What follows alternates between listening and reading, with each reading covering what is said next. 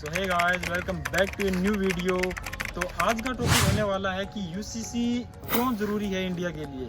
समझ रहे हो, जो इतने दिन से ट्रेंडिंग चल रहा है, आप सुन रहे होंगे यूसीसी क्यों ज़रूरी है इंडिया के लिए। तो मैं कुछ आपको इस वीडियो में कुछ फैक्ट बताऊंगा, तो आप अपने कॉमन सेंस के हिसाब से खुद ही एक आइडिया लगा लेना कि यूसीसी की ज़रूरत है या नहीं है।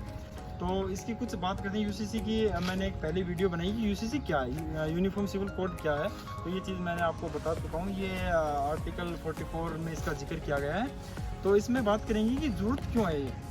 आज जब हम 70-75 साल आज़ादी के हो गए, तो यूसीसी की आज ज़रूरत क्यों है। आपको क्या लगता है कि यूसीसी लागू होना चाहिए या नहीं होना चाहिए। देखिए, कोई भी देश के अंदर दो कानून होते हैं। जैसे हम इंडिया की बात करें तो दो कानून होते हैं। और जैसे पहला कानून होता है क्रिमिनल लॉ जिसे हम बोलते हैं अपने जो मॉडर्न भाषा में, और जो दूसरा लॉ होता है वो होता है सिविलियंस लॉ या सिविल लॉ जिसे हम बोलते हैं। तो हर धर्म जाति के लोग यहाँ पे रहते हैं। 140 करोड़ की जनसंख्या है। 140 करोड़ की जनसंख्या में मुस्लिम कम्युनिटी होगी, हिंदी वेलकम, ईसाई, सिख धर्म हो गया। तो इसमें क्या होता है कि दो कानून होते हैं। एक तो हो गया क्रिमिनल लॉ, एक हो गया सिविलियंस लॉ। क्रिमिनल लॉ के अंदर क्या होता है कि जो भी धर्म का कोई भी व्यक्ति कोई भी क्राइम करता है, तो उसे आईपीसी की धारा के तहत उस पर मुकदमा होता है, उसे सज़ा दी जाती है। चाहे वो मुस्लिम हो, हिंदू हो, सिख हो, ईसाई हो, कोई भी हो, उसे एक ही उसके ऊपर कानून लागू होता है, वो होता है आईपीसी जिसे हम बोलते हैं। और इसके उल्ट क्या होता है सिविलियंस लॉ में, क्या होता है कि सिविलियंस लॉ में जैसे हो गया आपका शादी ब्याह का हो गया, या तलाक का हो गया, या प्रॉपर्टी जो बंटवारा होता है उसका हो गया। तो इन सब चीज़ों में क्या होता है कि हर धर्म का अपना अपना एक पर्सनल लॉ है। जैसे हिंदू के लिए हिंदू पर्सनल लॉ हो गया, मुसलमानों के लिए हो गया मुस्लिम पर्सनल लॉ हो गया। तो ऐसे सभी धर्मों का अपना अपना एक पर्सनल लॉ है।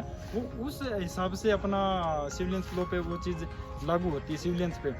तो अब गवर्नमेंट क्या कर रही है कि इस चीज़ को ख़त्म कर रही है, क्योंकि इसमें बहुत ज़्यादा लूप होल है। हर धर्म अपनी मर्जी से चलता जा रहा है।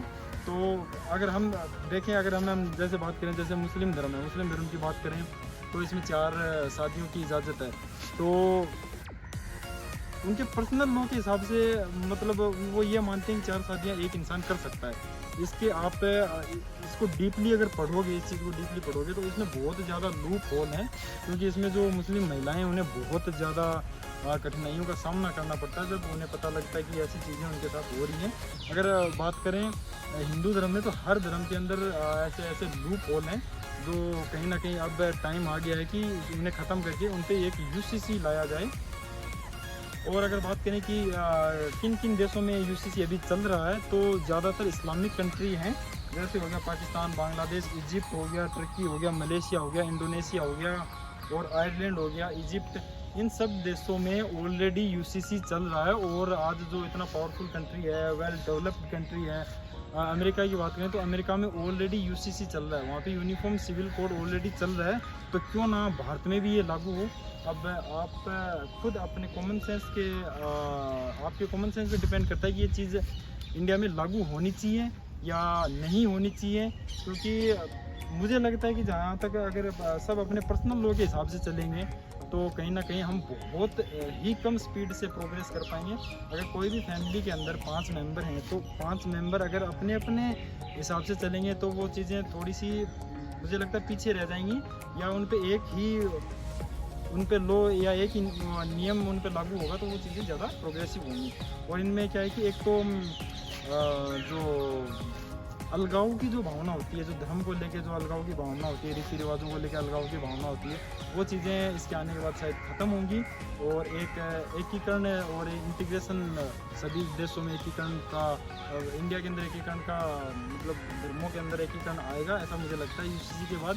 तो ये था यूसीसी क्यों ज़रूरी है। मैंने आपको 2-3 टॉपिक बता दिए हैं। क्योंकि सबसे पहले तो सभी धर्म अपने अपने हिसाब से चल रहे हैं। उनका कोडिफिकेशन हो जाएगा, कहने का मतलब वो सब धर्म एक नियम के अंतर्गत आ जाएंगे। तो उससे शायद कहीं ना कहीं देश को भी फ़ायदा होगा, वो सभी धर्मों को ही फ़ायदा होगा ऐसा करने से। क्योंकि अगर हम बात करें, लोग अपने पर्सनल प्रॉफिट के लिए, पर्सनल एडवांटेज के लिए हर चीज़ अपनी तरीके से बना देते हैं। जैसे हम बात करें, अगर क्रिमिनल लॉ की मैं बात करूं तो आप एक चीज़ को समझना, आईपीसी की धारा के तहत सबको सज़ा दी जाती है। अगर पर्सनल लॉ की बात करूं तो जैसे मुस्लिम कम्युनिटी है, अगर उनका मतलब उनका पर्सनल लॉ ये बोलता है कि अगर कोई चोरी कर लेता है तो उसके हाथ काट दो।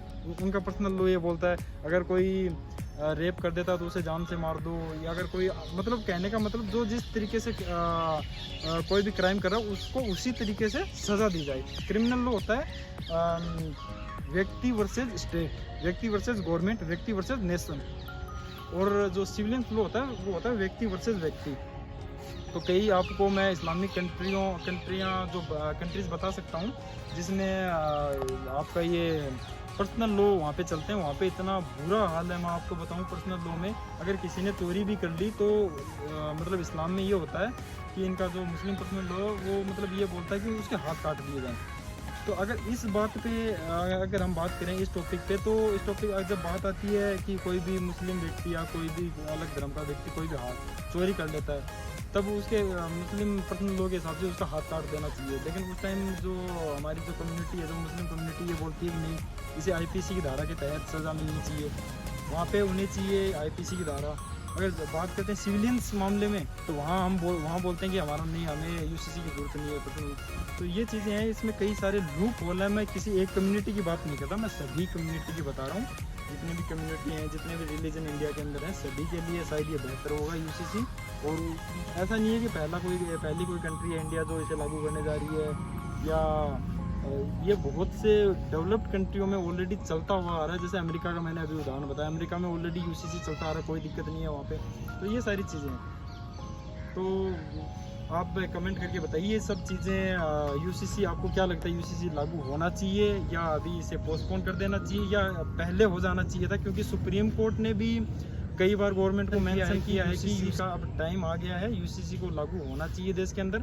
जहाँ सुप्रीम कोर्ट कुछ बोल दे तो उसके आगे तो कुछ रह ही नहीं जाता, क्योंकि supreme court is always supreme. तो वीडियो को यहीं एंड करते हैं। वीडियो कैसी लगी तो कमेंट करके बताना, वीडियो को लाइक शेयर सब्सक्राइब कर देना, और यूसीसी के बारे में ज़रूर बताना कि यूसीसी लागू होना चाहिए, बाद में होना चाहिए, पहले हो जाना चाहिए था। तो thank you so much video को इतना सारा देखने के लिए।